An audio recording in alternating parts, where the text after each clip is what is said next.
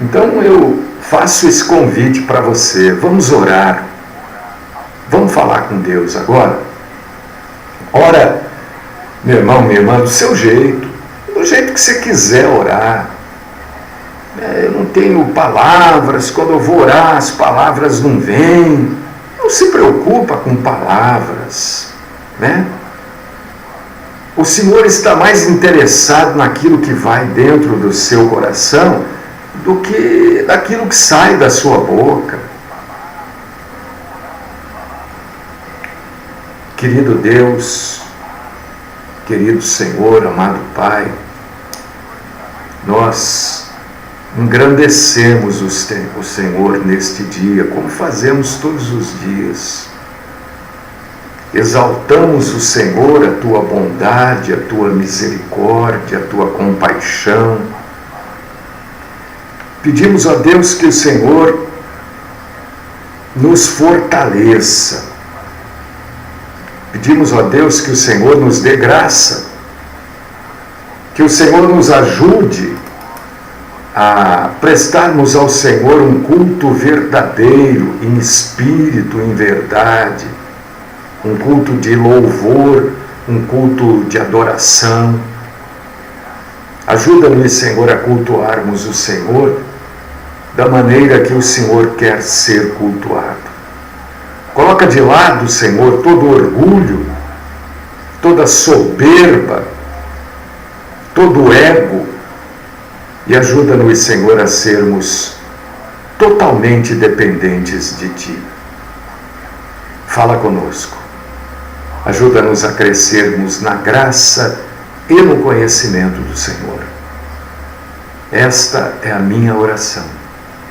No nome do nosso Salvador e Senhor, aquele que cuida de nós, aquele que nos perdoa, aquele que nos salva, e aquele que morreu na cruz e ressuscitou por nós, a saber, Jesus Cristo. Amém.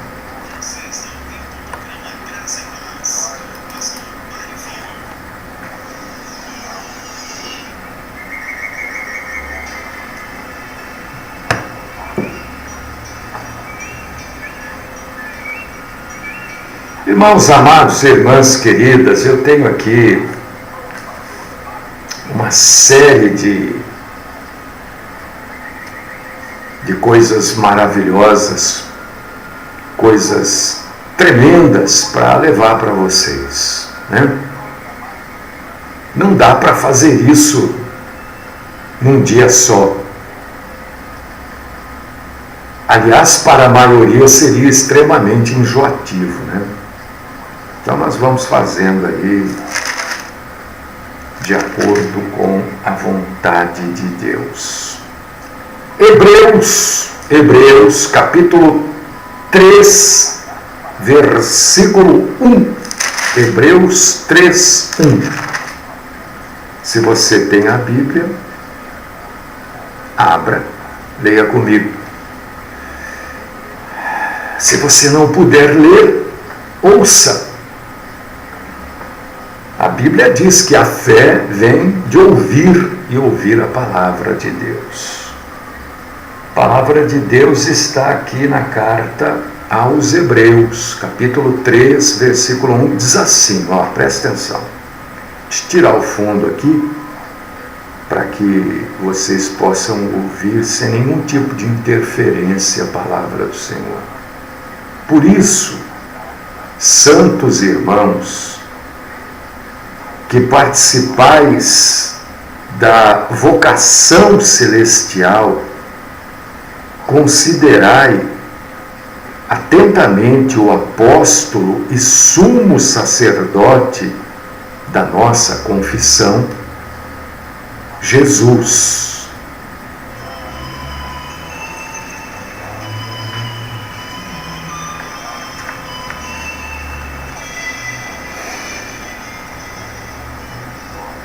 Algumas traduções, dizem para a gente fixar os pensamentos, fixar a nossa mente em Cristo Jesus. Se você for ler o início desta carta aqui aos Hebreus, Hebreus capítulo 1, versículos 1 e 2, eu acho o início desta carta aos Hebreus simplesmente fantástico, porque lança por terra tantas mentiras. E às vezes, meus irmãos, eu não tenho vergonha nenhuma de falar isso, porque eu teria que ter vergonha desse sentimento que eu ainda carrego. Às vezes eu venho fazer a programação, irmãos,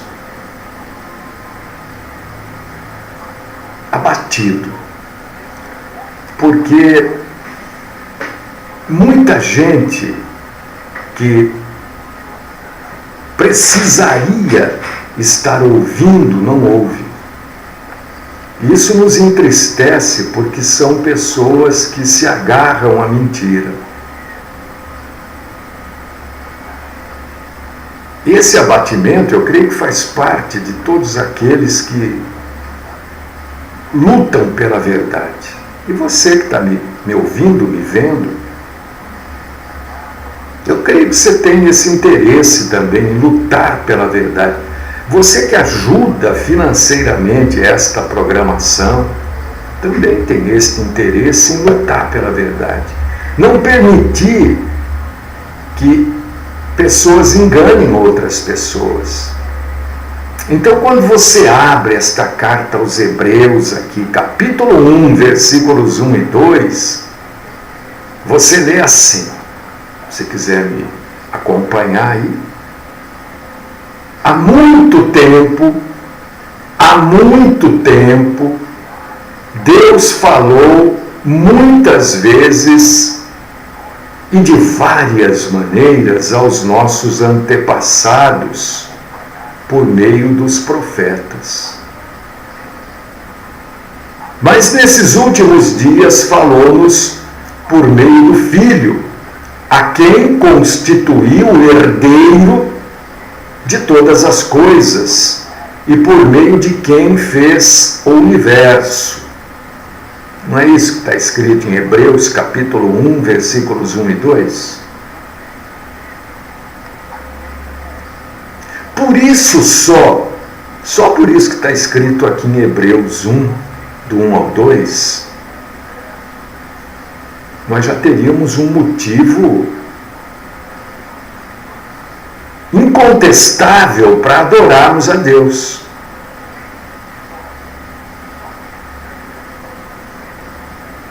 E depois Deus nos esclarece que, olha, no começo, quando tudo eram sombras, eu falei através dos profetas. Depois eu passei a falar através do Filho. O Filho unigênito. Deus enviou não os profetas, mas o seu próprio Filho para se comunicar com cada um de nós.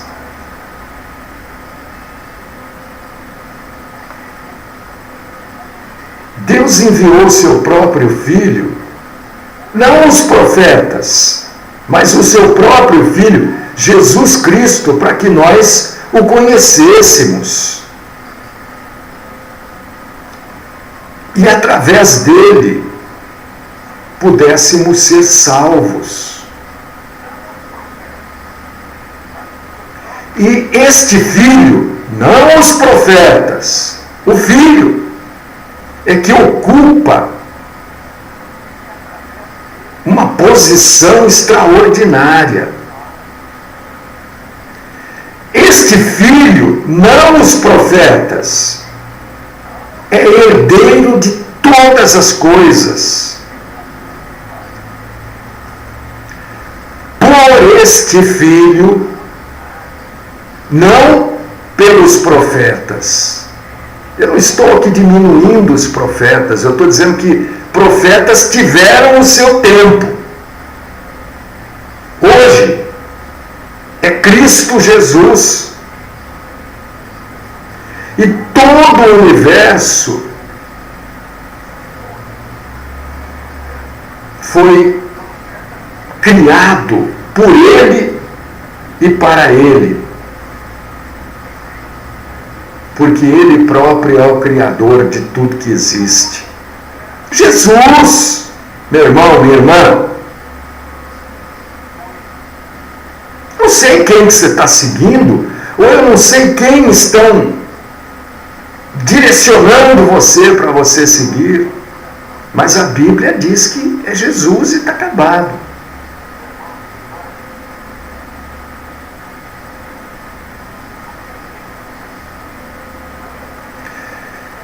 Eu gosto muito do apóstolo Paulo, gosto muito. E Paulo escreveu sobre isso para os cristãos em Roma, na carta aos Romanos, capítulo 3, versículos 1 e 2, ele escreveu assim: que vantagem então há em ser judeu? Muita! Em todos os sentidos, principalmente porque aos judeus foi confiada a palavra de Deus. Romanos capítulo 3, versículos 1 e 2. A palavra de Deus não foi escrita para os gentios, foi escrita para os judeus.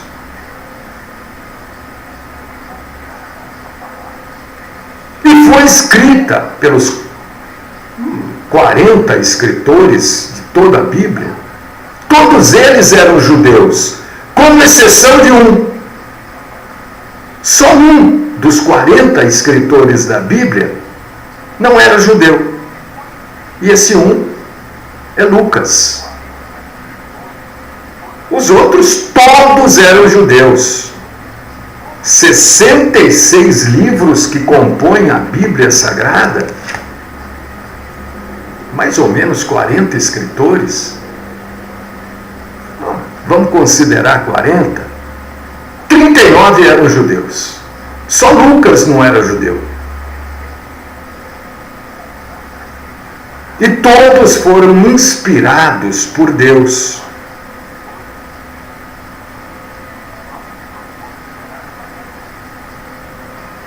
E o apóstolo Paulo explica, o apóstolo Paulo, né? Apóstolo, que o primeiro homem foi feito do pó da terra. O primeiro Adão. O segundo Adão, Jesus Cristo, foi o homem que não foi feito do pó da terra.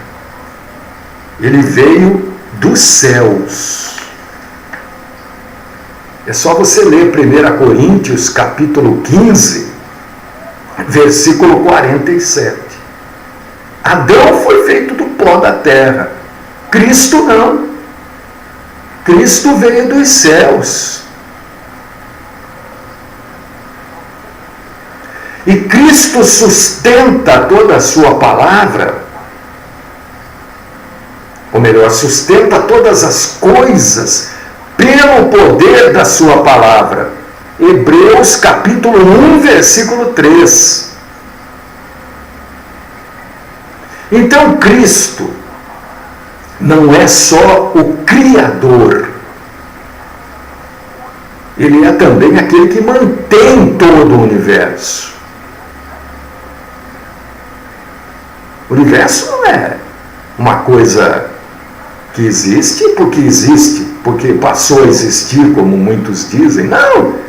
Esse universo todo não é só o planeta Terra, são todos os planetas, estrelas, asteroides, tudo, todas as galáxias, tudo aquilo que a gente conhece, não conhece, tudo isso é mantido, é sustentado, cada coisa no seu devido lugar, pelo próprio Senhor Jesus Cristo.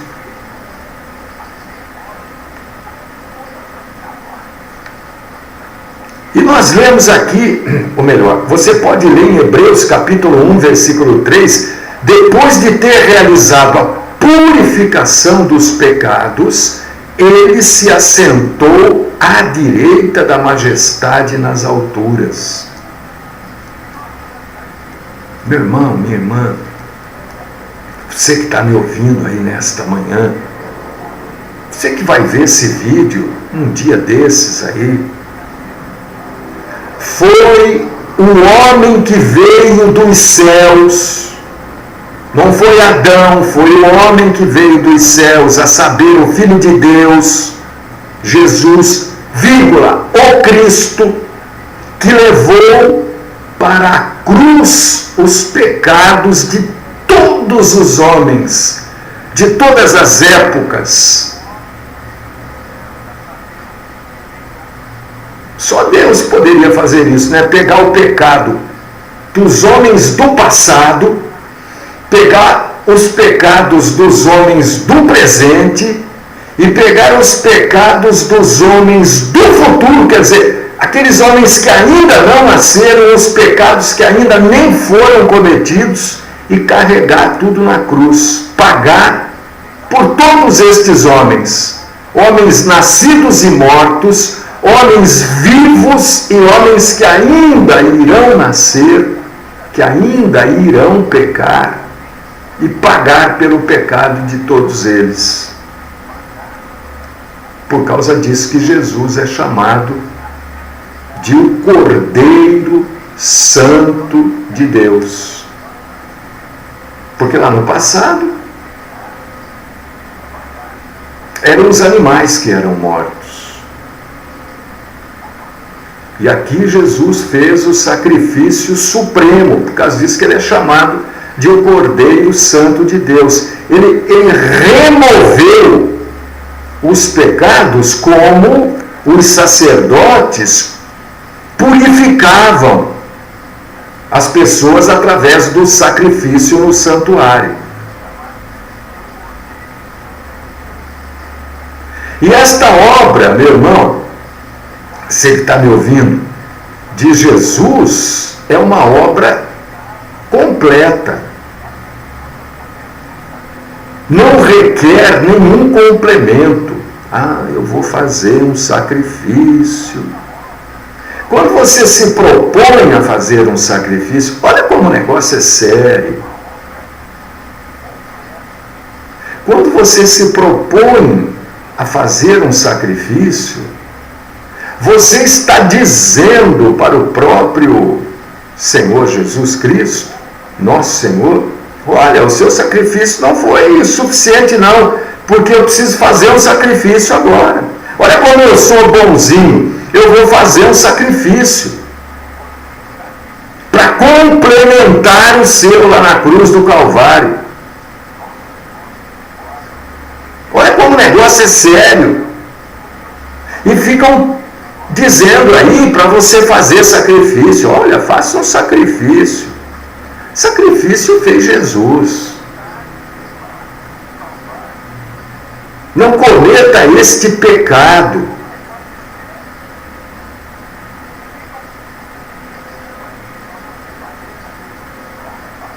Não poderia ser o pecado estou colocando aí para você uma interrogação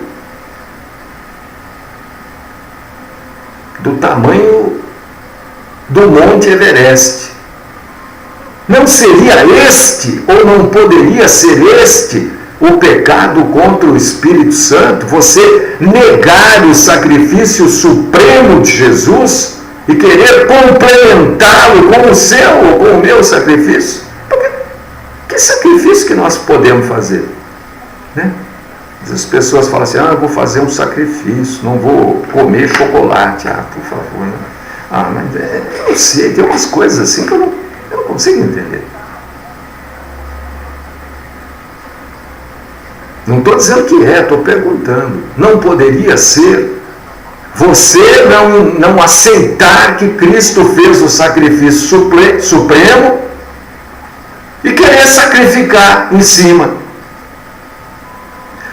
Se você for ler o Novo Testamento, você não vai encontrar nenhuma referência para o crente, o cristão, fazer sacrifício.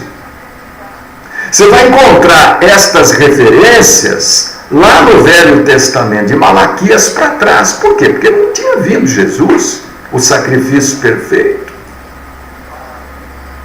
E é aqui um alerta, alerta. Quando mandam você fazer sacrifício, eles sempre usam o Velho Testamento. No Novo não tem como. E nós vivemos no Novo Testamento, na graça. Nós vivemos na época não do homem que foi feito do pó da terra, Adão, mas nós vivemos na época do segundo Adão, o homem que veio do céu. 1 Coríntios 15, 47.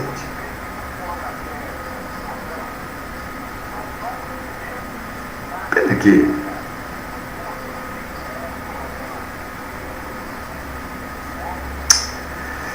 Ai, pena que... Pena. Esta é a perfeita sinfonia, né? Existem sinfonias lindas, né?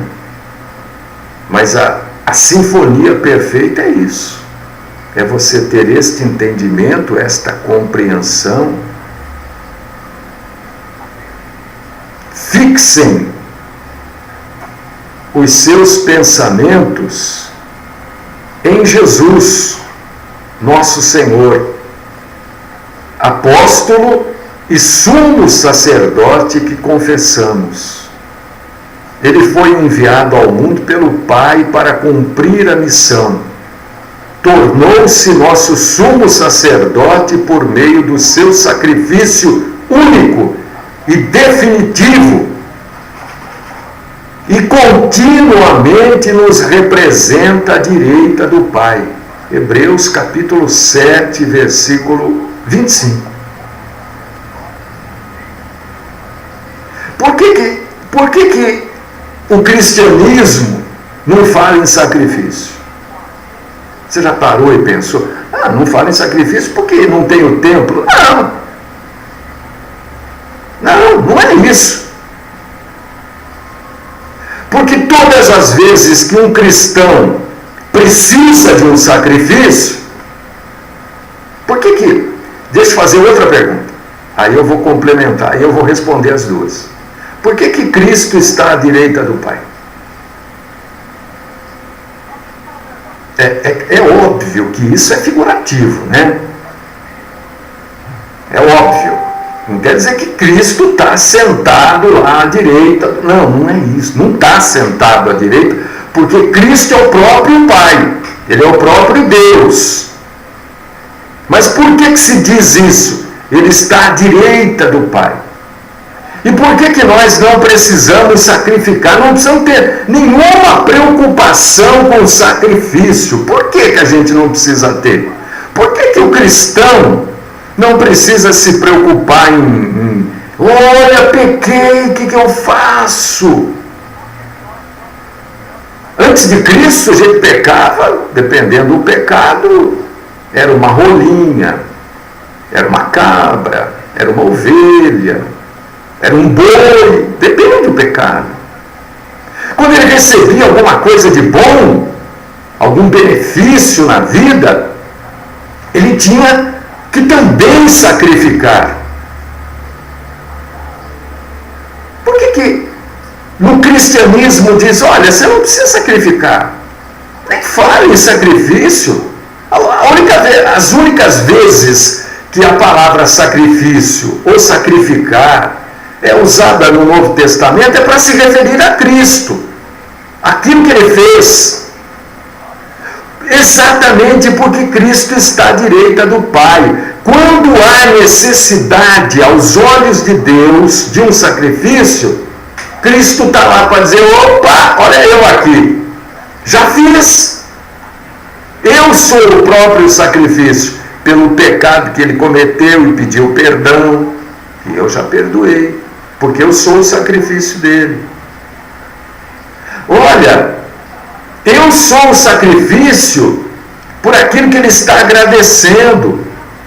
Ele não precisa ir lá, matar uma ovelha, tirar gordura. Não precisa nada disso. Por quê? Porque Cristo está à direita do Pai. É exatamente por isso. Esse simbolismo de estar à direita do Pai é exatamente porque ele, à direita, simbolicamente, representa toda a necessidade de sacrifício, porque ele fez o sacrifício supremo. Então, quando você se levanta ou alguém diz para você sacrificar, você está anulando o sacrifício de Jesus. Está dizendo, não, seu sacrifício não foi supremo. Eu tenho que sacrificar ainda, agora eu tenho que dar o boi, o segundo boi, eu tenho... Entendeu?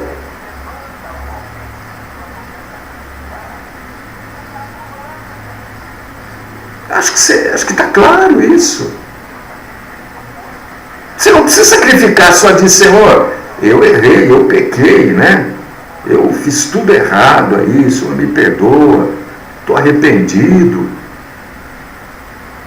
Você não precisa ir lá e entregar a melhor ovelha que você, ou comprar a melhor ovelha, levar para o sacerdote ir lá, matar a ovelha, derramar o sangue. Claro que você não precisa fazer isso. Por quê? Porque o sacrifício supremo está à direita de Deus. Ele fala, olha aqui o sacrifício supremo que eu fiz aqui. Não precisa da ovelha, a ovelha é muito pouco. Eu, diz Jesus, figurativamente, é claro, eu sou o Cordeiro perfeito, o Cordeiro Santo.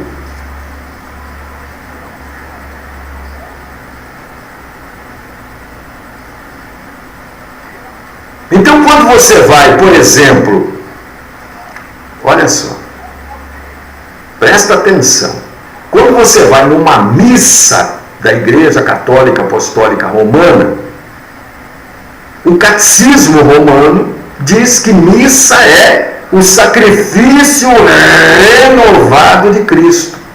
Cada missa, Cristo morre de novo. Se é renovado, é porque não é supremo. O pastor está falando mal da Igreja Católica. Não, eu estou te esclarecendo. Eu estou te orientando. Eu estou dizendo para você o que uma coisa é. Não estou falando mal. Estou esclarecendo. Você pegar o catecismo da Igreja Católica, aí, cara, Igreja Católica Apostólica Romana vai dizer lá, o que é missa? Sacrifício renovado de Cristo. A cada missa, Cristo morre de novo. Então por que ele está à direita do Pai? Essas coisas que você não ouve, que não te falam, e pedem sacrifício para você. E você vai lá e faz, dá o carro, dá o primeiro salário, o sujeito está desempregado há 2 anos, né? Aí arrumou um emprego, ô Senhor, graças eu te dou. Aí já vem o espertão, olha, agora para agradecer a Deus, não é você orar, agradecer, você tem que dar o primeiro salário.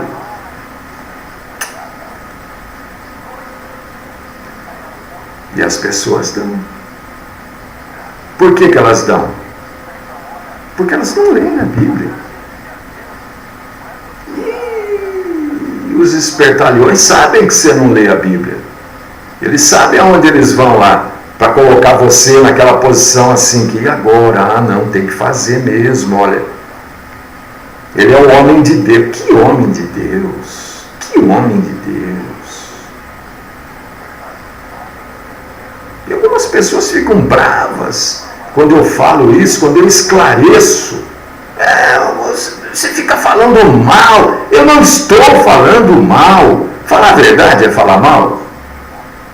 Alertar você que tal coisa é mentira, tal coisa é falsa, é falar mal? Então o meu conceito é meio tolo. Então, por Cristo estar à direita de Deus, figurativamente, só por isso seria motivo de nós tributar a Cristo toda a honra e toda a glória e todo o agradecimento. Eu não preciso fazer nada, eu erro, às vezes eu fico muito bravo com algumas coisas, com algumas pessoas, com algumas situações. Não pense em você que eu não fico, não, né?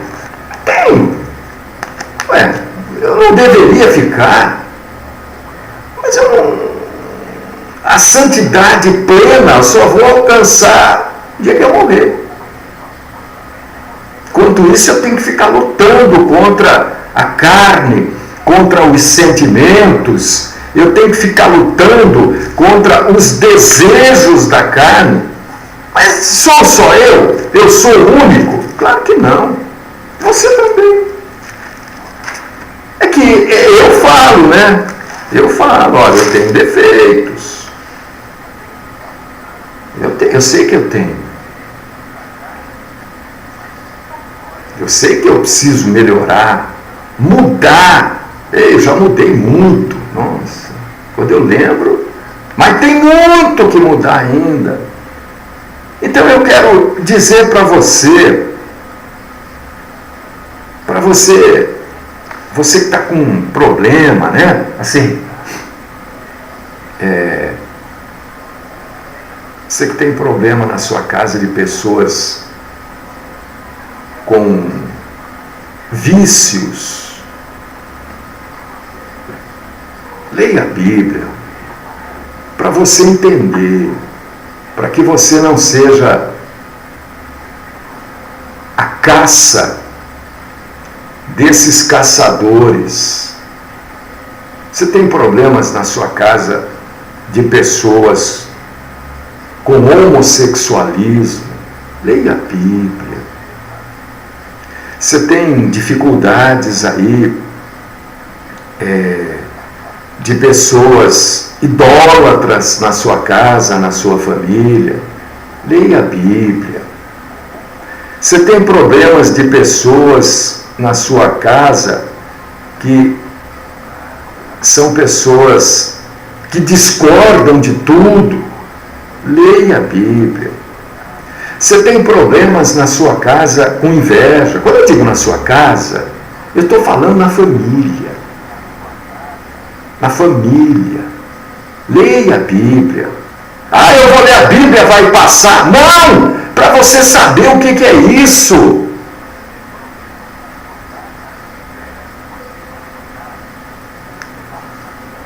Você tem problema na sua casa de pessoa que come demais, né? Tem até um programa aí na televisão, chama-se Quilos Mortais, aquelas pessoas enormes,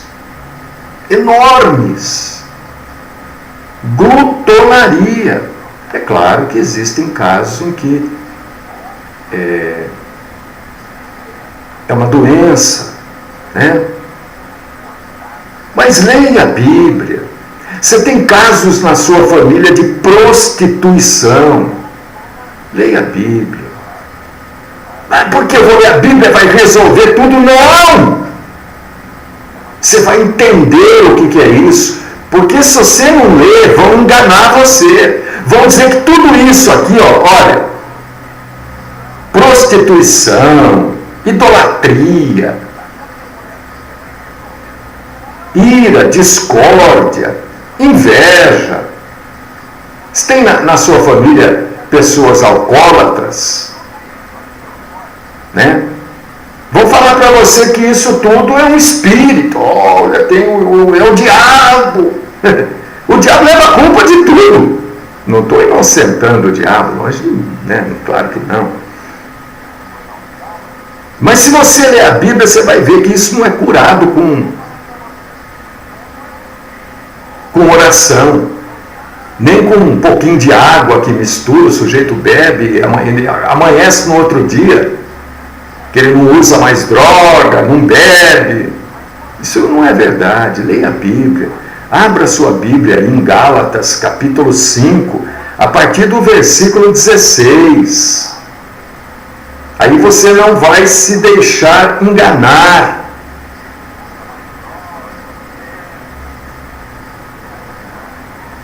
Você vai saber que isso é obra da carne. Você vai saber que isso a pessoa tem que querer abandonar esse tipo de coisa.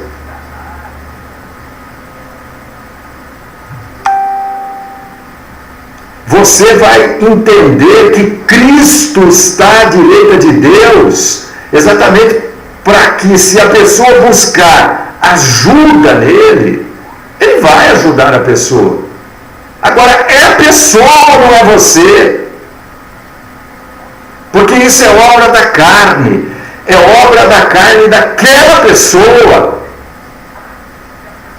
Oração, eu vivo falando isso aqui. Oração não são palavras mágicas. Oração não é palavra mágica.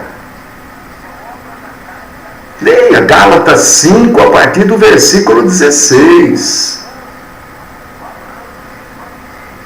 Estão enganando vocês. Cristo está lá à direita de Deus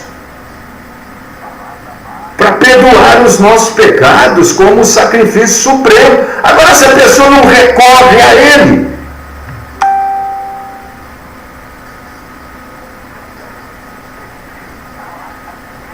você está doente, você não vai no médico. Como é que você quer que o médico consulte você, que o médico ele faça uma avaliação e diga, olha, você tem que parar de fazer isso, você tem que fazer aquilo, e você tem que tomar esse remédio aqui.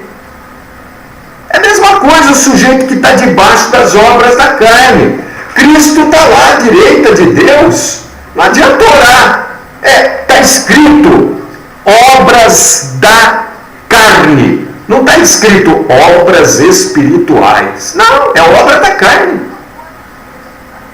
Cristo está lá à direita de Deus. Opa, o sujeito aqui, ele vai agora entrar na luta contra a carne.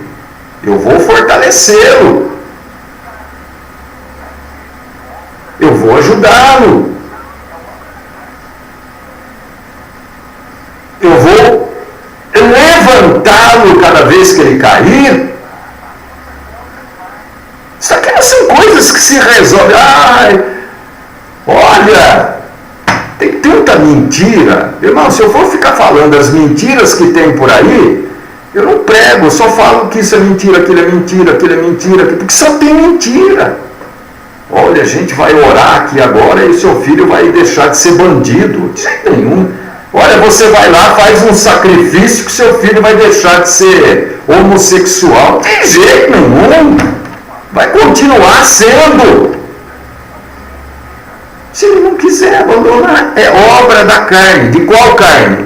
Do seu filho, da sua filha, do seu marido, da sua esposa, do seu irmão, do seu pai, da sua mãe, do seu cunhado, do seu vizinho. Não é a sua.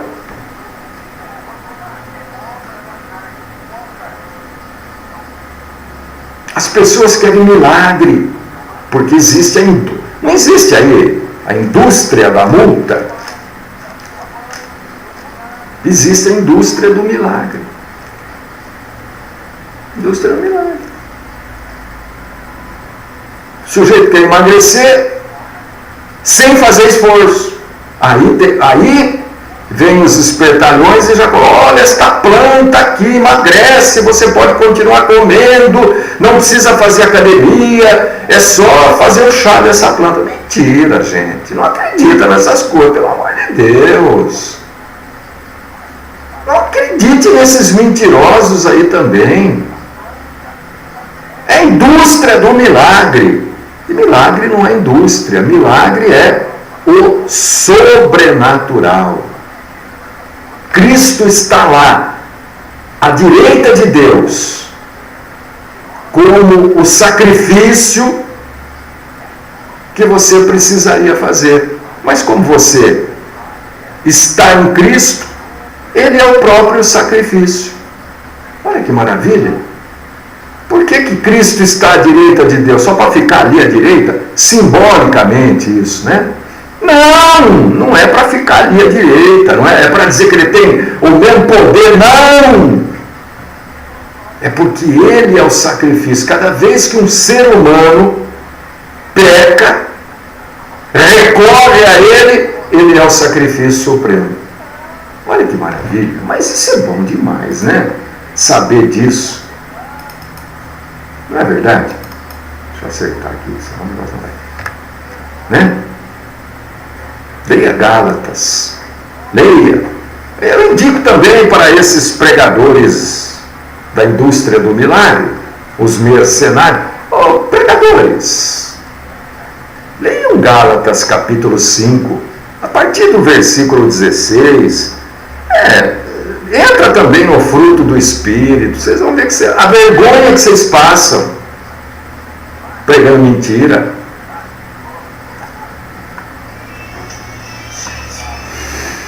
Deus querido, Pai Todo-Poderoso, ó Senhor, graças nós te damos, porque hoje eu creio que nós pudemos entender algo que as pessoas ou nunca tinham pensado, ou não tinham entendido, né? Por que o Senhor é o Cordeiro Santo de Deus? Por que o Senhor está à direita de Deus? Para que serve o Senhor à direita? Né? E também um pouco sobre as obras da carne. Nós queremos te agradecer, te glorificar, te exaltar, colocar este tempo aos teus pés, pedir que o Senhor desperte em cada um dos meus irmãos e irmãs o interesse em ler a tua palavra. Não ler para se beneficiar materialmente, mas ler para se beneficiar espiritualmente, crescendo na graça e no conhecimento do Senhor. Esta, Deus Todo-Poderoso e Pai querido, é a minha oração. Com ações de graças no nome do nosso Senhor e Salvador, Jesus Cristo. Amém.